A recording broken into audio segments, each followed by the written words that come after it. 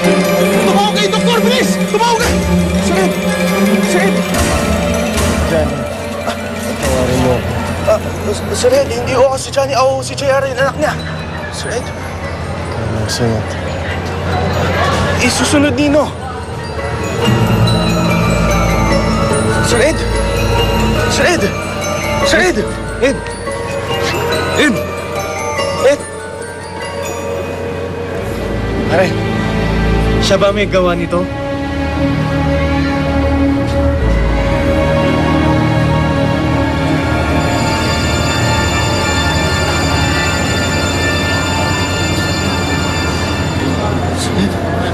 Ed!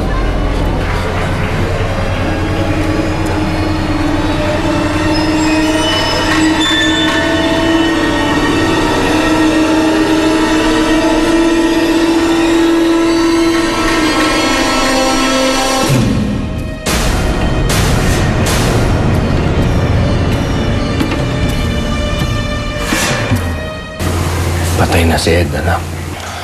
Sorry, Tay. Tay, kanina, nung nahulog si Mang Ed sa harapan namin, nung linapitan namin siya, ang akala niya, ako ikaw. May sinasabi siya na ako raw ang susunod. Nagdidelirio lang yun. Kaya niya nasabi yung pangalan ko. Pero tayo, hindi din ba papansin? Ang daming masasamang nangyayari.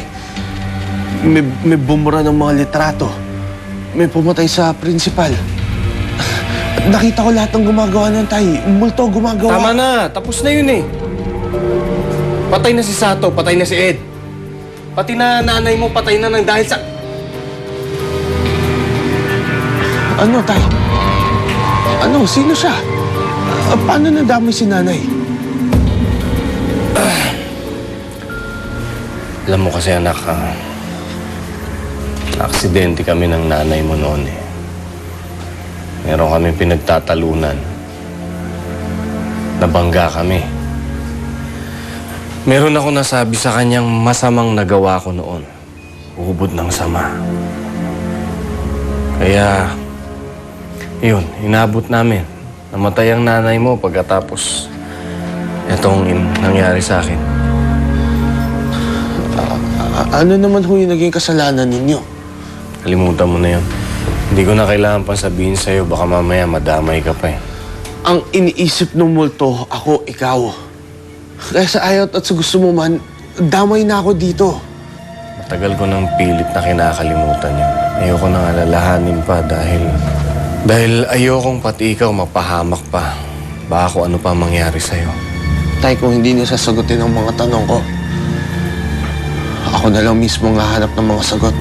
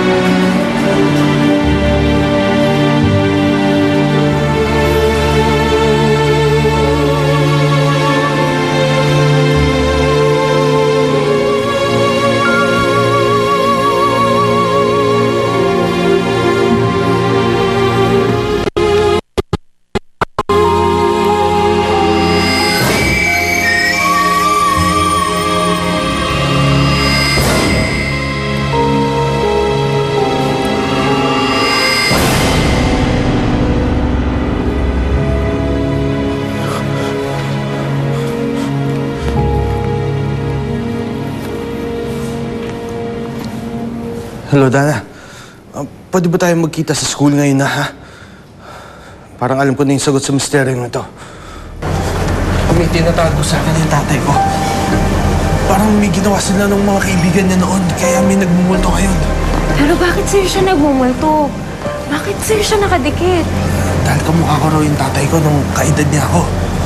Eh, siguro nung nakita siya ng babaeng multo, akala nung multo ako yung tatay ko. Alam mo, matagal na raw may nagmumulto dito eh. Ang sabi sa kwento, isa siyang estudyante noong 1983. Tapos bigla na lang nawala. 1983? Mga ganong panahon din nag-aral dito ang airpods ko eh. May kanalaman kaya siya dun sa pagkawala ng babae. Tingnan mo to.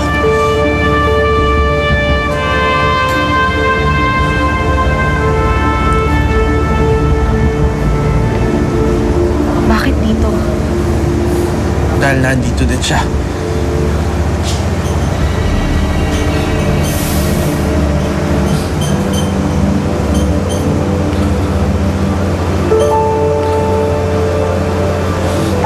Hawak ng multong ito ang sagot sa mga tanong ko. Siya rin ang makakapagsabi sa atin kung ano ang totoong nangyari sa kanya at kung paano rin siya mananahimik.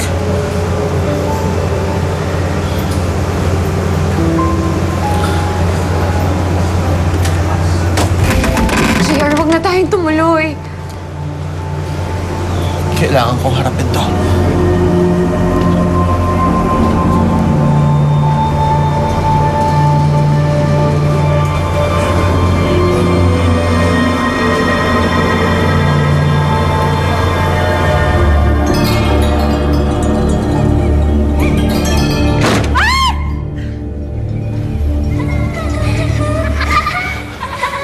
Andito na ako!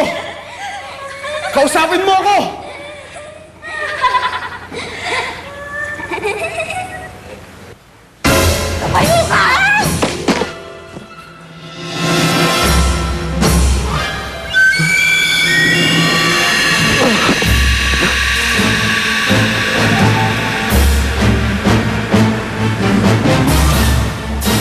John, tayo na ng dalawa dito.